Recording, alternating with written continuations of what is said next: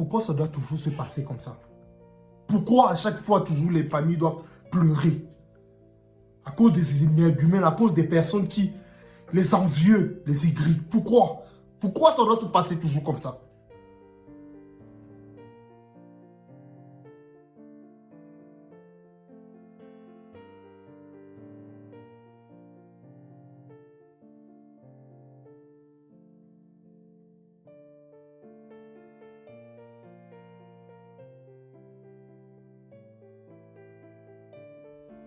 Bonjour à ceux qui vont regarder cette vidéo dans la journée et bonsoir à ceux qui regarderont la vidéo en soirée. J'espère que vous avez passé un très bon week-end. Bon, de mon côté, il s'est très bien passé.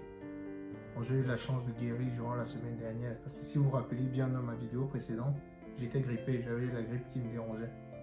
Mais maintenant, ça va beaucoup mieux. Donc, c'est pourquoi je reviens avec une vidéo. J'ai pas pu faire de vidéo la semaine dernière. Au fait, au milieu de la semaine parce que j'étais vraiment malade. Mais aujourd'hui, je reviens avec un sujet qui prend de plus en plus de l'ampleur en Afrique et plus précisément au Cameroun.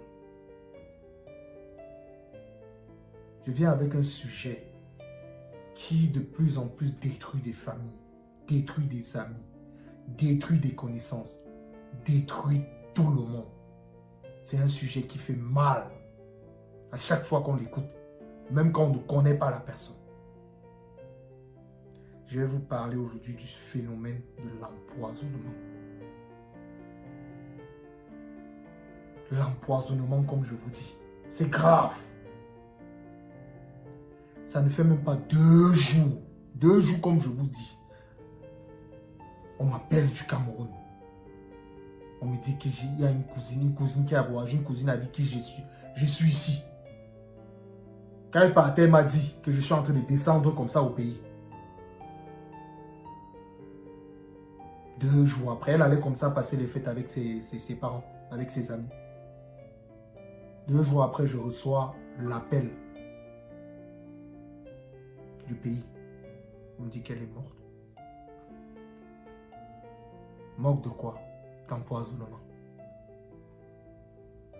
Qu'elle est sortie la veille, elle est allée en boîte de nuit avec ses amis, s'amuser. Ils ont fait la fête toute la nuit. Faire la fête toute la nuit. Qu'elle arrive à la maison, elle dit à sa mère, je ne me sens pas bien. Sa mère lui demande, qu'est-ce qui ne va pas? Elle ne fait qu'arrêter son ventre. Elle ne fait que vomir.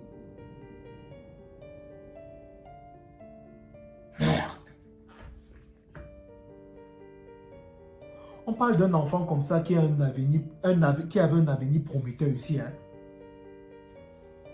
Elle faisait un master 2 en génie mécanique. Imaginez la souffrance qu'on a créée dans cette famille. Tout simplement à cause de quoi? De la jalousie. La jalousie gratuite. Mais c'est quoi? Qu'est-ce qui se passe? Comment on peut envier une personne jusqu'à ôter la vie à cette personne? Comment on peut faire ça? De vous à moi, vous qui me regardez là maintenant. Vous pensez vraiment que quand on regarde l'être humain, qu'on dit qu'il est sorti, que c'est Dieu qui l'a fait à son image et à sa ressemblance là, faire des choses pareilles? Vous ne pensez pas que à un moment donné, quand même, il y a un peu quand même de se passer, pour moi, c'est de la sorcellerie. Comment un être humain comme moi peut tuer son frère parce que son frère réussit dans la vie mieux que lui? Aujourd'hui, c'est toute une famille qui est en deuil, qui est en pleurs. Parce qu'ils ont perdu, déjà premièrement, leur enfant. Et deuxièmement, un investissement de toute une vie. En 2023, elle devait sortir d'école. En 2023, elle devait commencer à être productive. Parce que depuis, forcément, on dépensait. On dépensait pour elle, pour qu'elle se sente bien, pour qu'elle puisse mener à bien son projet professionnel. Ses parents étaient là pour elle, pour dépenser sur elle. Pour la propulser au plus haut, pour que demain elle puisse tirer ses petits frères et ses petites sœurs dans le même schéma. Voilà aujourd'hui. Une personne aigrie. Une personne envieuse l'a tué. de vous à moi, vous ne pensez pas que c'est des trucs comme ça, vraiment, je n'ai même pas les mots, au fait. Parce que ça me tétanise, au fait. Je suis totalement submergé par cette émotion-là. Parce que à chaque fois, toujours que je comprends qu'une personne on a ôté la vie à une personne par empoisonnement, je comprends juste que dans ce monde-ci, on n'a pas le même cœur. Je comprends juste qu'il y a certaines personnes qui sont juste là pour envier d'autres personnes. Toujours là à ne pas vouloir. Parce que moi, je vais vous dire la vérité. Hein. Au lieu d'envier une personne, est-ce que vous ne pouvez pas pour rapprocher de la personne, pour savoir comment la personne a fait pour réussir? Est-ce que ce n'est pas la meilleure méthode? Vous croyez vraiment que c'est en tuant la personne là que ça va faire en sorte que vous-même vous puissiez réussir? Ou bien c'est la qualité, comme on dit souvent chez nous, mieux tout le monde paye. Mieux nous tous on paye, mieux on paye tous.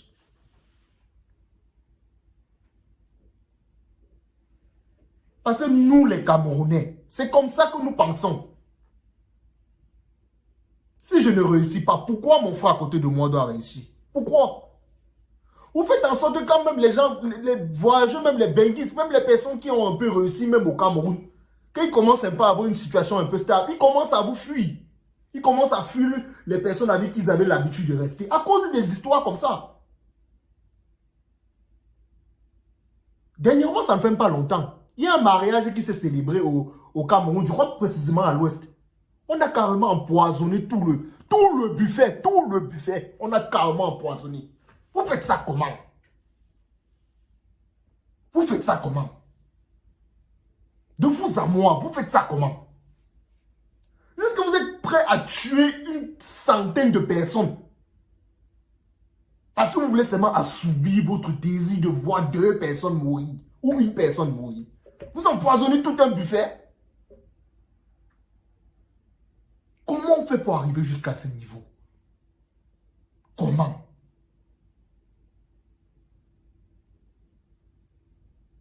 Vous ne pensez pas que c'est mieux souvent de vous rapprocher? Parce que nous les Camerounais, nous ne sommes pas humbles. Nous n'avons pas ce qu'on appelle l'humilité. Généralement, au lieu d'aller voir quelqu'un pour demander à la personne comment tu as fait pour pouvoir réussir ou comment tu as fait pour arriver au niveau là où tu es là. Non, on ne veut pas ça. Tout ce qu'on veut, c'est tuer la personne. Ou faire en sorte que la personne soit toujours derrière nous. Vous croyez quand même les histoires de soumission. Au lieu de demander à la personne comment tu as fait pour pouvoir réussir. Comment tu as fait pour arriver au niveau où tu te trouves. Il vous explique. Il vous montre comment il a fait. Mais vous préférez tuer la personne. Est-ce que quand vous faites cet acte-là comme ça, est-ce que vous savez que il y a toute une famille derrière qui pleure au fait? Est-ce que vous savez que vous avez causé du tort à toute une nation? Parce que même quand on diffuse ça souvent dans les chaînes de télé et tout, vous ne connaissez pas le mal que ça suscite au fait. Aux gens qui sont à la maison en train de regarder les informations, vous ne connaissez pas. Vous ne connaissez pas. Vous vous limitez juste à votre désir à l'instant T. Que non, la personne doit mourir. Le reste, on s'en fout. La personne doit mourir là où on est là. Ce qui va suivre après va suivre. Rappelez-vous même l'histoire qu'on a eue dernièrement à cause d'un iPhone. Rappelez-vous de cette histoire-là. Deux amis qui ont grandi ensemble. Parce que l'une a eu l'iPhone et l'autre n'avait pas. Elles sont arrivées à la maison comme ça. Je ne sais plus si c'était dans une chambre étudiante ou un truc comme ça. Elles se sont mis à faire, à manger, à cuisiner. Celle qui avait l'iPhone a invité son ami là chez elle. Elle entre à la cuisine et fait le repas.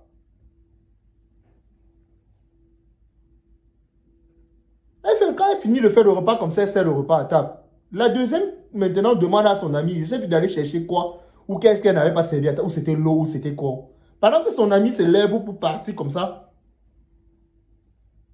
la deuxième prend le poison, les comprimés, les condiments, comme on appelle ça au Cameroun, comme on appelle ça chez nous, les condiments. Elle prend les condiments, elle verse dans la nourriture de sa camarade. Parce que sa camarade a le iPhone et elle n'a pas le iPhone. Vous comprenez jusqu'à quel niveau nous sommes arrivés? Est-ce que vous comprenez? Tuer quelqu'un pour un iPhone. Donc on a déjà limité la vie des gens. On a déjà limité nos vies comme ça. À 1 million de francs CFA. Vous comprenez, une jeune fille comme ça, elle, regardez jusqu'à quel niveau son cœur est parti. Comme son cœur, regardez jusqu'à quel niveau son cœur était gros. Jusqu'à arriver à tuer sa camarade pour prendre son téléphone. Et elle finit de tuer comme ça, elle finit de mettre les condiments. Quand sa camarade est en train d'agoniser, elle prend le téléphone, elle sort, elle court. Hein. Elle court pour partir. Sans compter dernièrement un couple qui quittait des États-Unis pour venir se marier au Cameroun. C'est-à-dire fêter avec toute la famille et les amis, avec tout le monde. Un couple. Ils ont laissé les États-Unis, ils ne se sont pas mariés là-bas. Ils ont dit que non, on va rentrer chez nous au pays, célébrer ça avec la famille. Ils arrivent. Ils font le mariage et tout. Le mariage se passe très bien. Hein? Tout se passe très bien.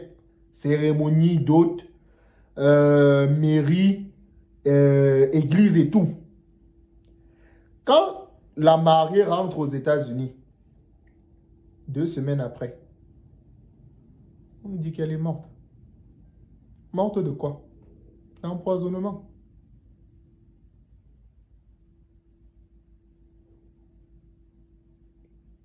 Ne pensez-vous pas que cette haine, par exemple, qu'on active, par exemple, pour des gens, pour des personnes qui sont proches de nous, ne pensez-vous pas que cette haine-là peut être transformée plutôt en quelque chose de bénéfique? C'est-à-dire, cette haine-là, on transforme ça plutôt pour essayer de changer notre vie, changer notre quotidien. Vous croyez vraiment qu'une personne qui vous aime, avec qui vous êtes au quotidien, si cette personne a un bon boulot, vous ne croyez pas que ce serait mieux pour vous de vous rapprocher de la personne pour demander comment la personne a fait pour avoir le boulot? Et généralement, les personnes que vous emportez, c'est tous les gens comme ça qui vous aident. Ils vous aident au quotidien. Le jour où peut-être ils décident de ne plus vous aider, c'est là où vous dites que bon, tu ne me sers plus à rien. Ou bien comme Dieu t'a un peu béni là, tu vas nous montrer ici que tu as trop, ou que tu mérites, ou tu crois que tu mérites ça plus que qui. C'est-à-dire que même l'histoire est arrivée, même le grand neuf que vous connaissez, le Ngambé, le neuf international. Le neuf international ne mangeait plus avec ses amis. Il ne mangeait plus avec ses collègues là quand ils arrivaient, quand ils avaient des matchs au Cameroun et tout. Il ne mangeait pas avec eux. Il avait son propre cuisinier. Vous voyez jusqu'à quel niveau le truc est arrivé, les gars. Après, vous allez vous plaindre que quand quelqu'un va commencer à briser et tout, il va vous donner. Vous vous laissez là où vous êtes. Vous allez commencer à vous plaindre. Vous croyez que c'est ça? La personne se protège. Ce n'est pas parce que non, dans sa tête, il est trop arrivé, non. Mais la personne se protège. Parce que c'est que si elle fait un tour, oh, les gars vont me nier là, mais les gars vont me finir. Les gars vont me finir. Vraiment, il faut que ça change. La même haine que vous activez pour les gens, vos proches là. Utilisez, transformez cette haine-là plutôt pour réussir. Comme on aime bien chez nous, la sorcellerie qu'on aime. On n'utilise jamais ce que Dieu nous a donné pour faire du bien. Non. Mais vous croyez que comme ça, on va arriver où? Aujourd'hui, ça peut être dans la famille de X ou de Y. Mais sachez que le karma, comme on dit souvent, karma is bitch. Laissons même l'affaire qu'on va dire que non, on va être jugé au ciel et tout. Moi d'abord, ce que je sais de ma propre expérience de vie, c'est que tout se paye ici-bas. Donc ne tuez pas comme ça et vous dites que non, j'ai gagné. Non, Aka. Il était même chi. Il faisait même quoi? C'était même chi, même comme ça. Qui dégage. Et où vous dites que non, vous allez avoir une meilleure vie sur cette terre. Non. Vous allez payer. Vous allez payer. Même si, je vous dis, hein, limitons-nous à la terre ici. N'essayons même pas d'entrer dans le spirituel. Non. Limitons-nous ici. Je vous assure que vous allez payer.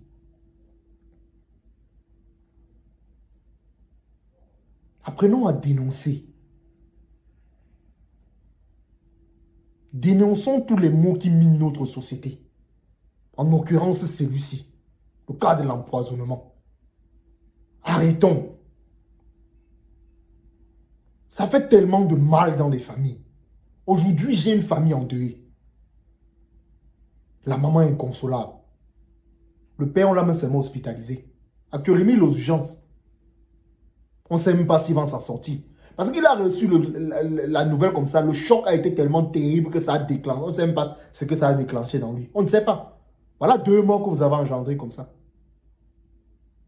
Tout ce qu'elle a laissé ici en Europe, ses amis, sa vie, l'école qu'elle était en train de faire, c'est fini. Qu'est-ce que vous avez gagné? De vous à moi, qu'est-ce que vous avez gagné? C'était un phénomène qu'on écoutait beaucoup chez nos voisins. Mais pas chez nous. Parce que nous, on avait ce qu'on avait, on avait l'amour. L'amour du prochain. Comment ça a fait jusqu'à arriver à ce niveau? En l'espace de 4 à 5 ans, mais si on vous donne le nombre de morts qu'on a eu au Cameroun par empoisonnement, vous serez tellement pétrifié sur votre chaise.